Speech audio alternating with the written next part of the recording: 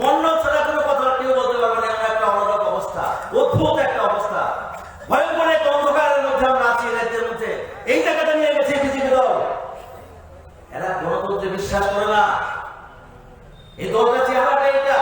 সেই স্বাধীনতা সংগ্রাম থেকে যদি আমরা দেখি, এদের একজন নেতার নাম বলতে পারবে যারা স্বাধীনতা সংগ্রামে যারা আত্মত্যাগ করেছেন, শহীদের মৃত্যুবরণ করেছেন, সেই স্বাধীনতা সংগ্রামে সেই ব্রিটিশ রাজত্বের বিরুদ্ধে কংগ্রেস কমিউনিস্টরা একসাথে সেখানে লড়াই করেছে, প্রাণ দিয়েছে, জীবন দিয়েছে। এটাই তো স্বাধীনতার ইতিহাস। আর এরা গদ্দারি করেছে মানুষের সাথে, এরা ব্রিটিশের সাথে সেখানে দালালি করেছে। তখন তো বিজেপি দল হয়নি, ওই আরএসএস এরা মিলে তারা এগুলো করেছে। ইতিহাসটা বুঝে পেতে পারবে। এখন তারা দেশপ্রেমিক সাজবার চেষ্টা করছে। এরা তাদেরকে বলে রাষ্ট্রবাদী। এই রাষ্ট্রবাদীর চেহারা মানুষ ভোট দিতে পারে না, মানুষ কথা বলতে পারে না। এবং নির্বাচনের নামে মানুষকে সেখানে প্রতারণা করা হচ্ছে। এই হচ্ছে তাদের চেহারা। কাজে তার জন্য আমরা সেখানে বলছি যে আজকে এলাকায় এলাকায় বুথে বুথে ঘরে ঘরে আওয়াজ, জেলা যুক্তির আমরা অবসান চাই। এবারের ভোট এটা হচ্ছে আসল কথা। তার জন্য মানুষ আজকে জোট বেঁধেছে। সমস্ত মানুষ, এমনকি বিজেপি দল প্রতিদিন সেই দল ভাঙছে। এই দল আর কেউ থাকতে চাইছে না। নানা স্তরে তারা নেতৃত্ব, নির্বাচিত প্রতিনিধি থেকে শুরু করে তাদের বিভিন্ন স্তরে যাদের মধ্যে মানবতা বোধ আছে, যারা এগুলিকে সহ্য করতে পারছে না, তারা দলে দলে সেখানে বেরোচ্ছে। প্রতিদিন সেখানে এই দলের সেখানে মানুষ এই দল থেকে বেরিয়ে যাচ্ছে, এই দলটা দিয়ে বেরিয়ে যাচ্ছে, কেউ জানলা দিয়ে সেখানে বেরিয়ে যাচ্ছে। কারণ এটা হচ্ছে একটা দুরন্ত জাহাজ, কেউ এখানে আসবে না। গতকালও আপনারা দেখেছেন ওইদিকে কুমারঘাটের দিকে একজন মহিলা, তাদের নেত্রী, পঞ্চায়েত সমিতির চেয়ারপারসন যিনি যে বিস্ফোরক সাক্ষাৎকার দিয়েছে যে তার পরিবারের উপর কেমন অত্যাচার সংঘটিত হয়েছে ভাবা যায়। কাজে এখন আর বিজেপি দলে কেউ থাকতে রাজি না। বাইক বাইকের সংখ্যা কমে গেছে। কারণ এই বাইক বাইকে আমার তাদেরকে সমাজ বিরোধীদের পরিণত করে ফেলেছে। তাদের কিন্তু সমস্ত আকাম প্রোগ্রাম নিয়ে সেখানে করাচ্ছে। আর মজা হচ্ছে সেখানে মন্ত্রীরা, নেতা, মন্ডলের কিছু নেতা। এই হচ্ছে অবস্থা। এবং প্রতিটা এলাকায় এলাকায় আপনি মন্ডল এবং মাফিয়ার মধ্যে কোন প্রভেদ বিভেদ আপনি করতে পারবেন না। যিনি সেখানে মাফিয়া তিনি দেখবেন মন্ডল নেতা, যিনি মন্ডল নেতা তিনি মাফিয়া। এই হচ্ছে অবস্থা। মানুষকে দমিয়ে রাখার জন্য তাদেরকে ব্যবহার করছে। অর্থাৎ মানুষ যেন কথা বলতে না পারে, কাজ কর্ম নেই, চাকরি নেই, জিনিসপত্রের দাম বাড়ছে, আর মানুষের মতো নিপীড়ন নির্যাতন বাড়িয়ে যাচ্ছে। বাংলায় একটা আমাদের প্রভাব ব্যাখ্য আছে, ভাত দেওয়ার নাম নাই কিল মারার গোসাই। এরা হচ্ছে কিল মারার গোসাই। আপনি কথা বলতে পারবেন না আমাদের সাথে। এই হচ্ছে অবস্থা। মানুষ কার সাথে গিয়ে কথা বলবে খুঁজে পায় না। একটা দরখাস্ত লিখতে গেলে কারো রক্তের প্রয়োজন হবে, বিধবা মা তার মাকে তার মেয়েকে বিয়ে দেবে, দেখবেন ওই হয় বামপন্থীদের কাছে নইলে কংগ্রেস নেতাদের কাছে আসে। আমরা বলি তারা তো ক্ষমতায়, ওদের কাছে যান, কার কাছে যাবো? আমাদের কথা কেউ তো শোনো না। এই একটা অবস্থা। তার জন্য আমরা বলছি এই অরাজক অবস্থা থেকে মানুষ মুক্তি চাইছে, এই দ্বন্দ্বকর অবস্থা থেকে মানুষ মুক্তি চাইছে। এই ভোট এই অবস্থা থেকে মুক্তি দেওয়ার জন্য এই ভোট। সমস্যা থাকবে, চাওয়া পাওয়া থাকবে, কিন্তু গণতন্ত্র যদি না থাকে, আপনার ভোটাধিকার যদি না থাকে, আপনি যে কথাই বলতে না পারেন, তো কেউ তো কোনো রাজনৈতিক দল আমরা করতে পারবো না। আজকে আমরা যে এক জায়গাতে এসেছি তার জন্য কৃতিত্ব কিন্তু ওই বিজেপি। এই বিজেপি দলে আমাদের সবাইকে এক জায়গায় টেনে দিয়েছে। এবং শুরুতে তখন শুধু একটা বিবৃতি প্রকাশ করেছিল পত্রিকাতে বাম দলগুলি, কংগ্রেস দল, তখন থেকে এদের মধ্যে তরহরিকম্প শুরু হয়ে যায়। তারা নানা রকম কথা বলতে শুরু করে যে কংগ্রেস কমিউনিটি জোট হবে না, এটা কোনোদিনও সম্ভব না, আদায় কাজ করে সম্পর্ক, নানা কথা তারা বলেছে। যখন দেখে না সব ঠিকঠাক, এখন তারা আর কথা বলতে পারছে না। এবং তারা শুরুতে বলতো তাদের বিজেপি নেতা যে আমরা 60-60 পাবো, 60-60 পাবো, এরা বলতো। তারপরে বলবো 60-এর মধ্যে 55, তারপরে বলে 50, এখনো তারা কিছু বলে না। একটা সিট তারা বলতে পারবে না তারা কোন সিট তারা পাবে। একটা সিট এখন তারা বলতে পারবে না তারা নিশ্চিত পাবে এই সিটে আমরা জিতবো। এই অবস্থা যেখানে তৈরি হয়েছে, কংগ্রেস ভাঙছে না, কমিউনিস্টরা ভাঙছে না, ওরা ভাঙছে। প্রতিদিন ওদের দল ভেঙে চুরমার হয়ে যাচ্ছে। কিছু নেতা শুধু পড়ে থাকবে সেখানে, ওদেরকে মানুষ মিউজিয়ামে নিয়ে রাখবে আগামী দিনে। এই চেহারাকে মানুষজন দেখে যে কি ভয়ঙ্কর বিজেপি দল। কাজে বিজেপি দল এরা মানে ভারতীয় জালিয়াত পার্টি, এরা ভারত জ্বালাও পার্টি, এরা ভারতকে জ্বালিয়ে দিচ্ছে, রাজ্যটাকে জ্বালিয়ে করে খাত করে দিচ্ছে। এর বিরুদ্ধে সমস্ত মানুষকে আমাদের এক হতে হবে, ঐক্যবদ্ধ হতে হবে। এটাই আজকে দিকে আমাদের আহ্বান। কাজে এই নির্বাচন মানে সুশাসন প্রতিষ্ঠা করবার জন্য, এই নির্বাচন মানে একটা জনগণের সরকার আমরা এটাতে প্রতিষ্ঠা করবো, যেই সরকার আগামী দিনে সেখানে কাজ করবে মানুষের জন্য, সেই ওয়াদা তারা সেখানে করেছে।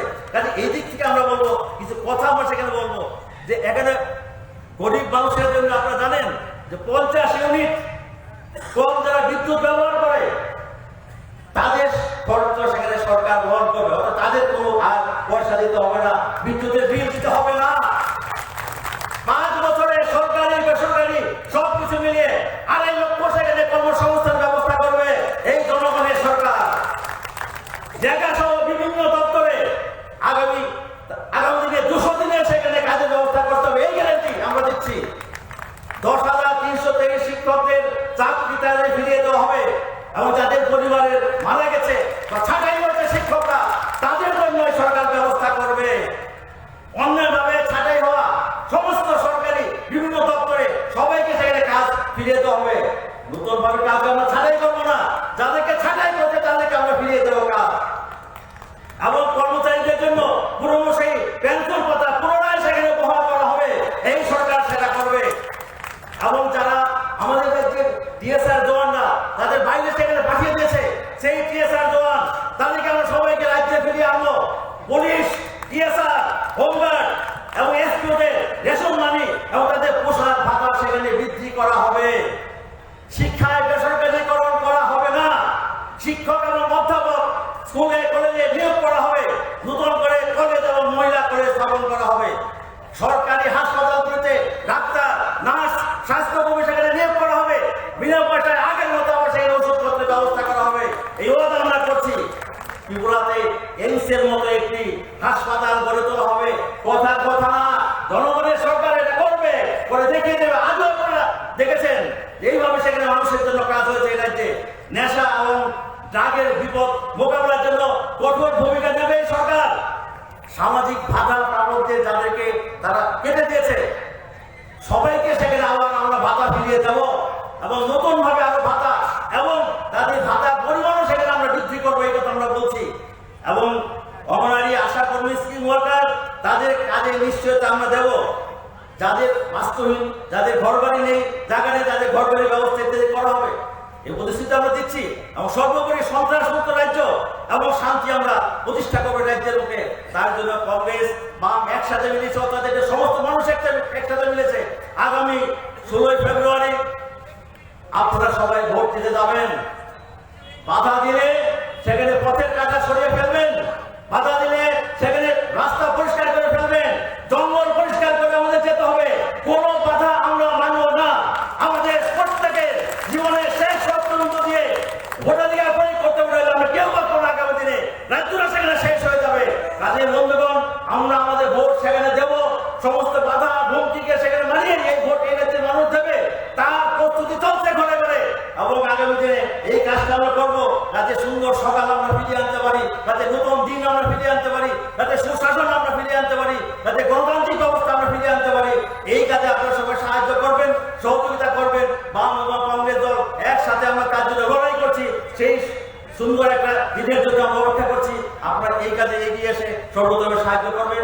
এই কোটি কথা বলে সবাইকে আবার অভিনন্দন জানিয়ে নমস্কার জানাচ্ছি। ধন্যবাদ। ইনকলাব জিন্দাবাদ। বন্দে মাতরম।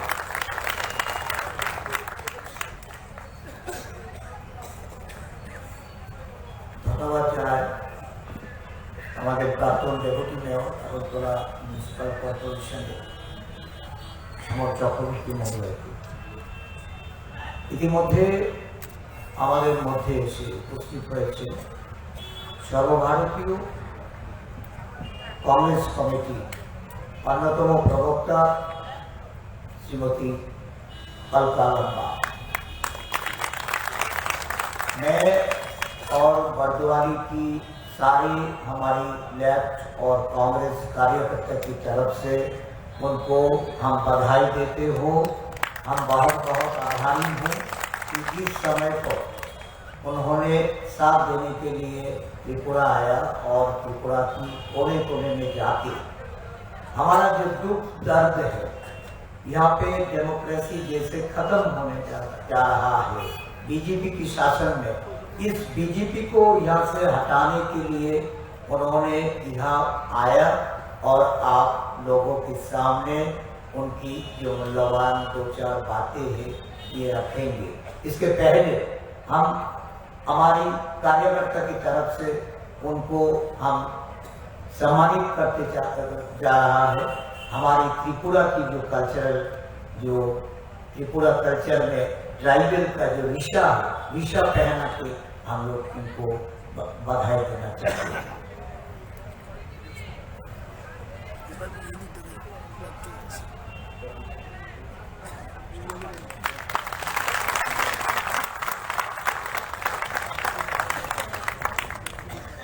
ওনার আরেকটি কর্মসূচি ৬টা থেকে শুরু হচ্ছে, তাই উনি আমাদের সকলের প্রতি অনুরোধ রেখেছেন যে উনি এখন বলে তারপর অন্য কর্মসূচি চলে যাবে।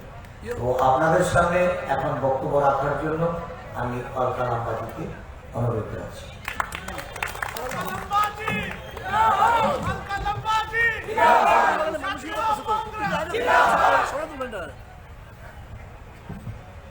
आप सभी त्रिपुरा वासियों को मेरा नमस्कार। धन्यवाद करती हूँ, आपने याद किया, लेकिन 15 सालों बाद याद किया। बहुत याद आया त्रिपुरा। 15 सालों के बाद त्रिपुरा में आई, आपकी विधानसभा में आशीष कुमार शाह जी का धन्यवाद करती हूँ। आप कांग्रेस के हमारे लेफ्ट के संयुक्त उम्मीदवार हैं।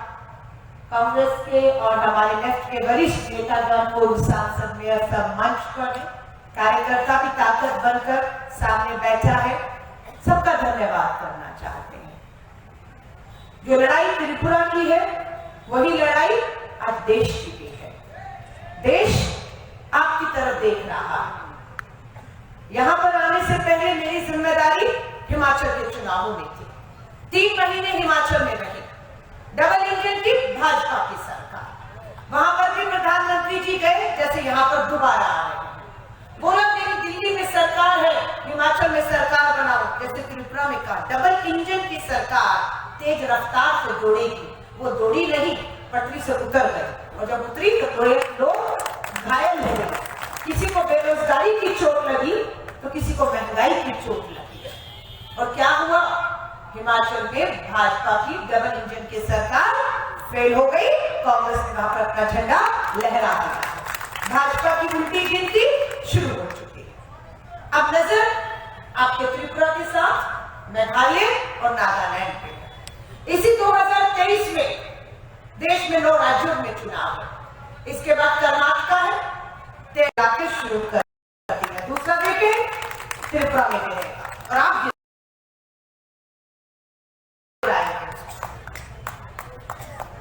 प्रधानमंत्री जी पूछिएगा हिम्मत करके, हमने आप पर विश्वास किया प्रधानमंत्री जी, आपने कहा दिल्ली में सरकार है, यहाँ सरकार दो, हम क्या देंगे? रोजगार देंगे। यही कहा था, हर साल 2 करोड़ रोजगार देंगे। 9 साल में 18 करोड़ रोजगार युवाओं को मिलने थे। मैं आज सभा में आए हुए बहुत से युवा दिख रहे हैं, माता बहने घर परिवार से आई हैं।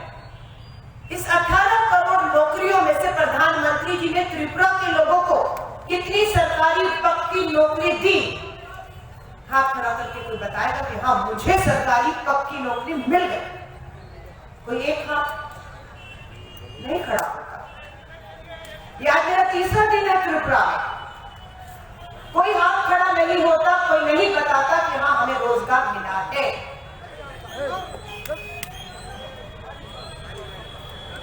अब 2 चीजें, या तो मेरा भाषण महत्वपूर्ण है या बाहर जो हो रहा है वो महत्वपूर्ण है, क्योंकि भाजपा भी यही कर रही है, मुद्दों से भटकाने के लिए कुछ न कुछ तमाशा करती है।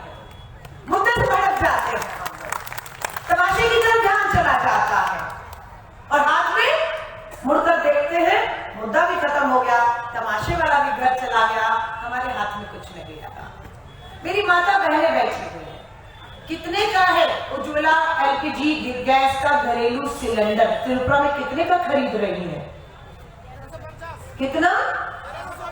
हमारी बहनों को तेज आवाज में बोलने दीजिए, क्योंकि प्रधानमंत्री जी ने इन्हें कहा था, हाँ गैस का सिलेंडर मुफ्त मिलेगा, 500 का मिलेगा, सब्सिडी खातों में आएगी। बहनों का वोट लिया। आज बहनें ही बताएं, क्या 500 का सिलेंडर मिल रहा है? 600 का मिल रहा है? कितने का मिल रहा है? 12, 13, 1400 रुपए का सिलेंडर। महंगा है या नहीं है? महंगा है या नहीं है? प्रधानमंत्री जी आ रहे हैं, बताएंगी या नहीं बताएंगी? बताएंगी ना? सब्सिडी आ रही है खातों में? खुश तो बहुत दिख रही है कि जैसे पैसा, खूब सब्सिडी का पैसा खाते में मोदी जी डाल रहे हैं। सब्सिडी आ नहीं रही, एलपीजी सिलेंडर महंगा है, आटे पे जीएसटी लग गया, खाने का तेल, सब्जी, दूध। जिस दिन बजट आया अगले दिन दूध 3 रुपए किलो, 3 रुपए लीटर महंगा हो गया। और ये कहते हैं ये आम आदमी का बजट है। उत्तराखंड की तस्वीरें देख रहे हैं, पता नहीं मीडिया दिखा रहा है या नहीं दिखा रहा। हिमाचल के लोगों ने बेरोजगारी, महंगाई का बदला भाजपा से लिया, लेकिन उत्तराखंड धोखे में आ गया। आज उत्तराखंड के अंदर बेरोजगार युवक सड़कों पर था। ये कल की तस्वीरें देखिएगा, भाजपा की पुलिस, भाजपा की सरकार ने लाठीचार्ज करवाया, रोजगार नहीं मिला, लहूलुहान कर दिया। और आज उत्तराखंड का बेरोजगार युवा सड़कों पर लाठियां खा रहा है। कल की तस्वीरें है, देश देख रहा है। लेकिन प्रधानमंत्री जी, संसद सत्र चल रहा है ना देश का, राहुल गांधी जी ने आपसे कुछ सवाल किए, आपकी हिम्मत नहीं हुई, यही तो पूछा था, फार्मूला तो बता दीजिए। देश का बेरोजगार युवा फार्मूला जानना चाहता है, जिस फार्मूले से आपके पूंजीपति मित्र गौतम अडानी, जो 2014 में आपकी सरकार में आने से पहले विश्व के पूंजीपतियों की लिस्ट सूची में 602 नंबर पर थे, और मात्र 8 साल में वो अडानी विश्व का सबसे अमीर आदमी बन जाता है। क्या फार्मूला है? देश के युवा बेरोजगारों को बताइए तो सही। छोटे उद्योग चला रहा है, किसान मजदूर का बेटा है, उसकी कमाई दुगनी नहीं हुई किसान की, मनरेगा के मजदूरों की कमाई दुगनी नहीं हुई, लेकिन अडानी 602 नंबर से विश्व का अमीर आदमी बनता है। और एक रिपोर्ट में खुलासा होता है कि अडानी का पैसा किसका है, कहां से आ रहा है। अडानी को व्यापार करने के लिए इतनी आसानी से करोड़ों रुपया कहां से मिल रहा है पता लगता है। SBI, state bank of India ने अडानी को 28,000 करोड़ रुपया दिया है। गरीब मांगे 28,000 रुपया बैंक से, देखती हूँ मिलता है या नहीं मिलता, कि मुझे दुकान खोलनी है, दुकान में सामान डालना है ना, मुझे 28,000 रुपया दे दो, 50,000 दे दो, मिलेगा? नहीं मिलेगा। पंजाब नेशनल बैंक से 7,000 करोड़, लगभग 1 लाख करोड़ पूंजीपति मित्र को मिलता है। गरीब मजदूर के, किसान के बेटे को अपना छोटा काम धंधा खोलने के लिए 1 रुपया बिना ब्याज के या बिना गारंटी के नहीं मिलता। राहुल गांधी यही तो सवाल पूछ रहे हैं आपसे कि देश के बैंकों का पैसा, जो आपका हमारा पैसा है, वो लूट लूट के लोग देश छोड़कर जा रहे हैं। भाई मेहुल चोकसी इसके राज में भागा देश का पैसा लेकर, मोदी जी आपके राज में। भाई ललित मोदी, नीरव मोदी, और अब अडानी पर डर है कि देश का 1 लाख करोड़ रुपया जो बैंकों में लेकर भाग गया, तो देश के बैंक का भट्ठा बैठ जाएगा। और वसूली किससे होगी? आपके और हमारे जनधन खातों में जो 100, 200, 500, 400, किसी की पेंशन, किसी के दुख सुख के लिए, बेटी की शादी के लिए 50,000 भी है, वो निकल जाएगा। अडानी के नाम पर देश के सारे बंदरगाह कर दिए, पोर्ट कर दिए। कोयला आना है हमारे पूरब से पंजाब के लिए, रेल का सफर असम से कि हमारी पूर्वी भारत से कोयला उठाएं, ट्रेन से पंजाब के लिए। पर मोदी जी क्या कर रहे हैं?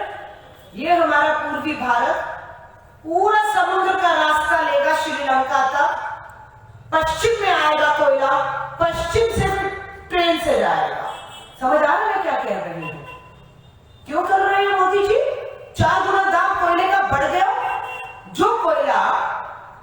जो कोयला पश्चिम से आराम से पंजाब ट्रेन से पहुंच सकता है, उसे आप पश्चिम से श्रीलंका समुद्र के रास्ते से पूर्व में लाकर ट्रेन से भेज रहे हैं। क्यों? क्योंकि वहां जो पोर्ट है ना, वो अडानी का है। अडानी का, सिर्फ अडानी को लाभ पहुंचाने के लिए कोयले की कीमतें रास्ते लंबे किए जा रहे हैं। किसका है गुजरात के भुज में मुद्रा पोर्ट? किसका है? गुजरात के भुज में मुद्रा पोर्ट अडानी का है। 30,000 किलोग्राम हेरोइन नशा पकड़ा गया। कोई कार्रवाई हुई? नहीं हुई। पोर्ट किसका था? अडानी का था। गिरफ्तार करके पूछताछ होनी थी? नहीं। क्यों? क्योंकि हमारे दो की सरकार है। देश के प्रधानमंत्री, गृह मंत्री जिस राज्य से आते हैं, अफगानिस्तान, पाकिस्तान में उस मुद्रा पोर्ट से देश में नशा आ रहा है और हमारा युवा बेरोजगार नशे की लत में बर्बादी की तरफ जा रहा है। ये हो रहा है हमारे देश में, ये हो रहा है त्रिपुरा में, हो रहा है या नहीं हो रहा? बेरोजगार युवा नशे की तरफ धकेला जा रहा है या नहीं? कौन पूछेगा? ये समय है प्रधानमंत्री जी आप आ रहे हैं दोबारा वोट मांगने के लिए, क्या कह के मालूम नहीं है? अभी मैं हमारे यहां से उम्मीदवार आशीष कुमार साहू जी से बात कर रही थी। 2 बार विधायक रहे, 3 बार सिटिंग विधायक रहे। पिछली बार आपका चुनाव क्या रहा आपके सामने, किस तरह से फर्जी वोट हुआ यहां का। 4.5 साल का जो मुख्यमंत्री था उसको तो डब्बा गोल कर दिया, उसको राज्यसभा बनाकर बाहर कर दिया त्रिपुरा से। ये सोचा कि त्रिपुरा के लोगों को जो घाव मिले हैं बेरोजगारी, महंगाई, भ्रष्टाचार और हिंसा के, वो भूल जाएंगे घाव। डॉक्टर साहब भेज दिए मलहम लगाने के लिए, उनको अपनी मलहम करानी पड़ेगी इनसे। बता दीजिएगा, उत्तराखंड का चुनाव अभी हुआ है। उत्तराखंड के भाजपा के मुख्यमंत्री धामी को हमने हराया है। उससे पहले गोवा के चुनाव में गोवा के भाजपा के मुख्यमंत्री को हराया है। हिमाचल में अनुराग ठाकुर के पिताजी प्रेम धूमल जी मुख्यमंत्री को हराया है और यहां पर भी हम हराएंगे, हम हराएंगे। ये आपके जो डॉक्टर 6 महीने पहले भेजे गए हैं, वो 4 साल के हम नहीं लगा सकते।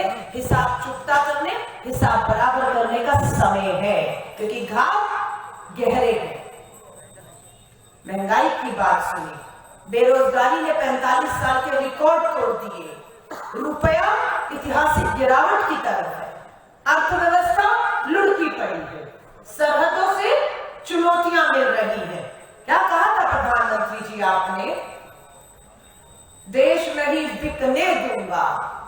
रोज अखबार खोलो, पता लगता है ये बिका वो बिका, रेलवे बिका, पोर्ट बिका, MTNL बिका, LIC बिका। जिस दिल्ली चांदनी चौक की विधायक रही हूं, उसका लाल किला आजादी के बाद पहला तिरंगा लाल किले में लहराया था। वो लाल किला भी डालमिया के यहाँ गिरवी रख दिया मोदी जी और कहते हैं देश नहीं बिकने दूंगा। और फिर कहते हैं कांग्रेस ने बनाया क्या? हम कहते हैं मोदी जी जो सुबह उठकर बेचते हो वो कांग्रेस ने तो बनाया था। रोज जो बेच रहे हो वो कांग्रेस ने ही बनाया था। आज सोचने की बात है, लद्दाख, गलवान वैली भूल गए। हमारे जवान दुश्मनों को खदेड़ रहे थे, सीने पे गोली खा रहे थे, घुसे थे वो हमारी जमीन पर। हमारे जवानों ने उन्होंने खदेड़ा अपनी जान देकर। और प्रधानमंत्री जी दिल्ली में बैठकर क्या बयान दे रहे थे? चीन के समर्थन में बोल रहे थे, जवानों से जो शहीद हो रहे थे, सीने पे गोली खा रहे थे, धोखा कर रहे थे, ये कह रहे थे ना कोई गुस्सा है, ना कोई गुस्सा था, ना कोई गुस्सा हुआ है। वो गुस्से थे और उन्हें खदेड़ा हमारी सेना ने, लेकिन आप धोखा करते रहे। आज प्रधानमंत्री जी के पास संसद में कोई सवाल का जवाब नहीं है। आप सभी से हाथ जोड़कर कहूंगा, श्री राहुल गांधी जी हो, कांग्रेस अध्यक्ष मल्लिकार्जुन खड़गे साहब, संसद सच चल रहा है, टीवी खोल कर देखिए, देश की त्रिपुरा की आवाज बनकर गूंज रहे हैं। आपकी लड़ाई तो दिल्ली में अगर कोई लड़ रहा है तो वो कांग्रेस लड़ रही है। हमारे आज लेफ्ट के हमारे साथी बैठे हुए हैं, आज यहाँ जितने राजनीतिक दल है भाजपा के साथ रहे होंगे। आज हमारे भाई बताया है, भाजपा के प्रदेश के प्रवक्ता आपके बीच में है। क्यों मजबूर होना पड़ा इन्हें भाजपा के प्रवक्ता को छोड़कर कांग्रेस में, गांधी की कांग्रेस में आने को? क्योंकि गोडसे का राज्य त्रिपुरा को